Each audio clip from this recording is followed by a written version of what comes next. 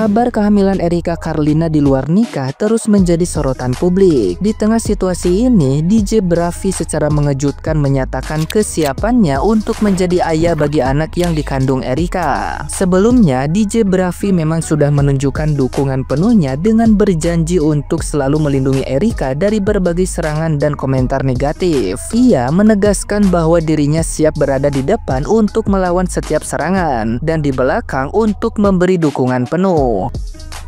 Dalam live-nya yang diunggah ulang oleh beberapa akun di media sosial, DJ Bravi bahkan mengumumkan kesiapannya mengambil peran sebagai sosok ayah untuk anak Erika Carlina. Ia menegaskan komitmennya dengan menyebut bahwa dirinya siap dipanggil ayah oleh anak tersebut dan berjanji akan mencintainya saat lahir nanti.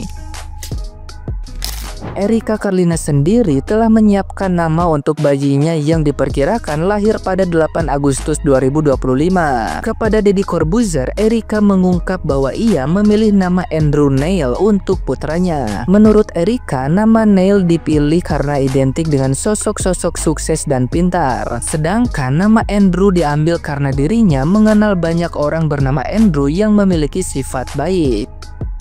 DJ Bravi pun turut memohon doa dari publik agar proses persalinan Erika berjalan lancar tanpa kendala. Ia menegaskan tekadnya untuk menjaga Erika dan sang buah hati, menyebut bahwa hal itu adalah janji besar yang ia tanamkan dalam dirinya. Pernyataan Bravi ini seolah menjadi babak baru dalam drama kehamilan Erika, di mana dukungan tulusnya membuat publik semakin menaruh perhatian pada kisah mereka.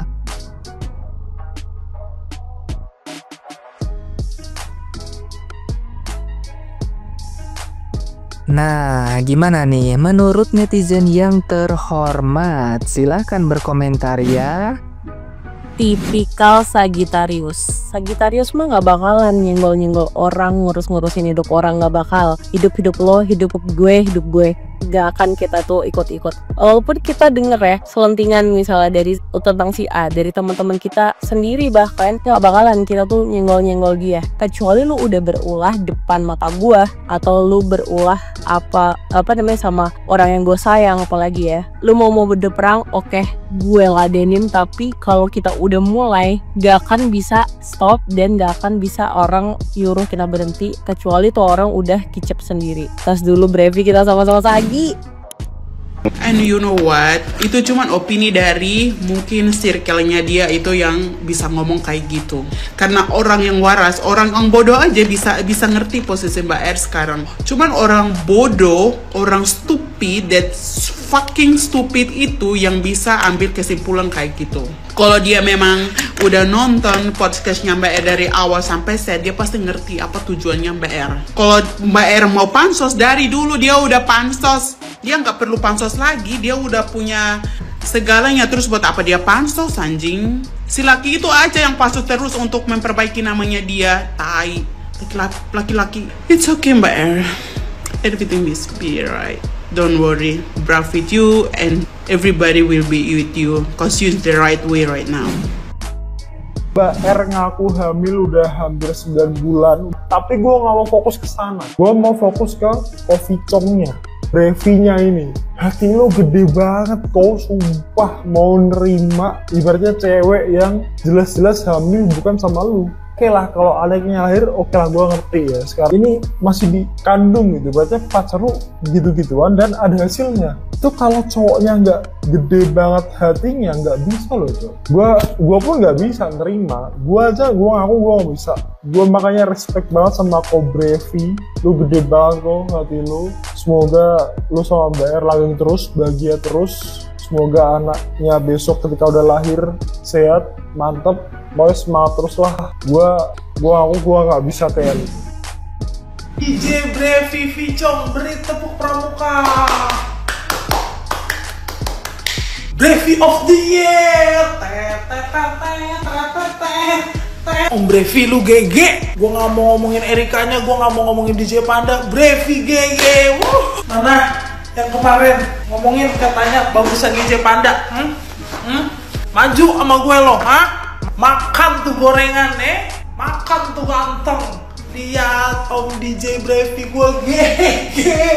Coba laki lu suruh nerima lu kayak begitu, Habis Bimo Iren terbitlah Brevi Vico, keren.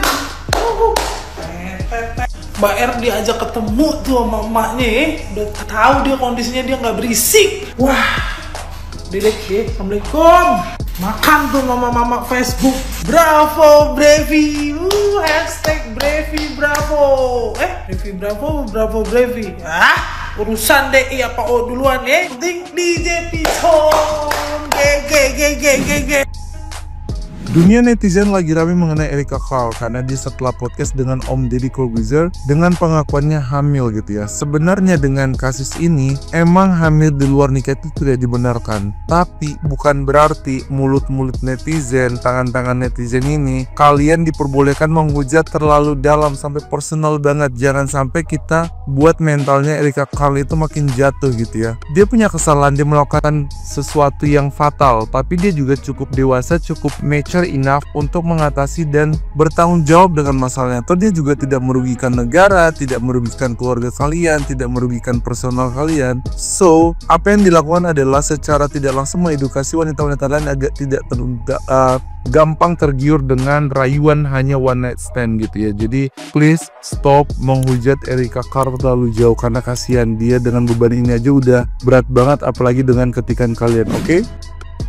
Hari ini gue kenyang banget bacain komentar netizen di lapaknya Mbak Erika Carlina. Karena kenapa? Hari ini Mbak Erika Carlina mengejutkan publik dengan membuat pengakuan kalau dia sedang hamil dengan usia kandungan 9 bulan. Dan as we know, kita tahu Mbak Erika Carlina ini belum nikah, jadi bisa kita katakan kehamilan ini adalah kehamilan di luar nikah. Banyak yang pro dan juga banyak yang kontra terhadap kehamilan Mbak Erika Carlina ini. Oke, gue pribadi tidak menormalisasikan kehamilan di luar nikah. Tapi, kalau kondisinya perempuannya sudah hamil dan dengan kondisi mengandung, bahkan mengandung 9 bulan, kayaknya kalau untuk mencari kesalahan, bukan waktunya lagi ya. Biarlah urusan dosa, urusan kesalahan, urusan Mbak R dengan dirinya sendiri, dengan dia dan Tuhan, dan dengan dia dan keluarganya.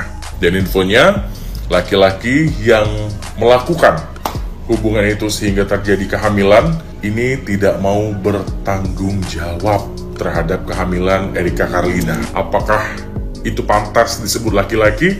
Lo laki-laki jangan cuma mau enaknya doang, jangan cuma mau buatnya doang lo. Ketika udah ada hasilnya lo nggak mau bertanggung jawab. Derajat lo sebagai laki-laki di mana?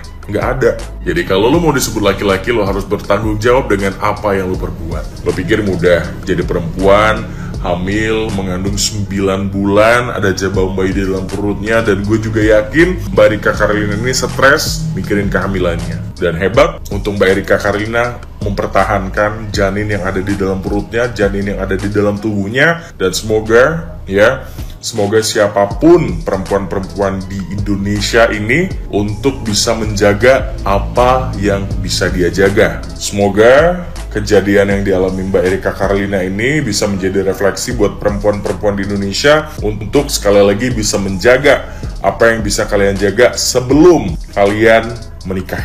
Dan kita nggak punya hak untuk ngejudge hidup orang lain, untuk ngejudge pilihan hidup orang lain, untuk ngejudge jalan hidup orang lain.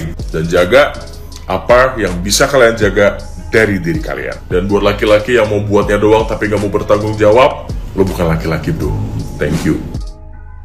Erika Carlina mengaku hamil 9 bulan. Yaps, kemarin di podcastnya di Corbuzier, Mbak R ini menggemparkan seluruh rakyat Indonesia ya, karena dia mengaku tengah berbadan 2, hamil 9 bulan, dan di bulan Agustus nanti dia akan melahirkan.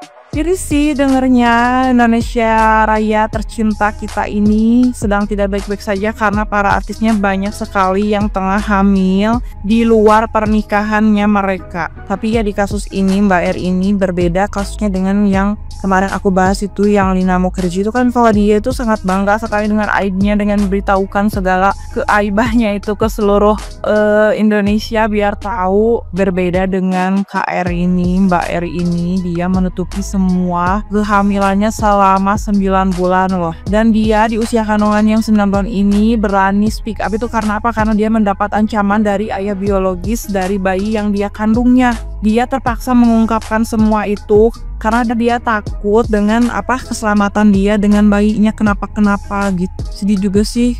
sempat lihat di podcastnya sampai akhir, di podcastnya Deddy Corbuzier itu Mbak R ini sempat bilang kalau dia itu nggak ngidam, soalnya kalau ngidam minta ke siapa.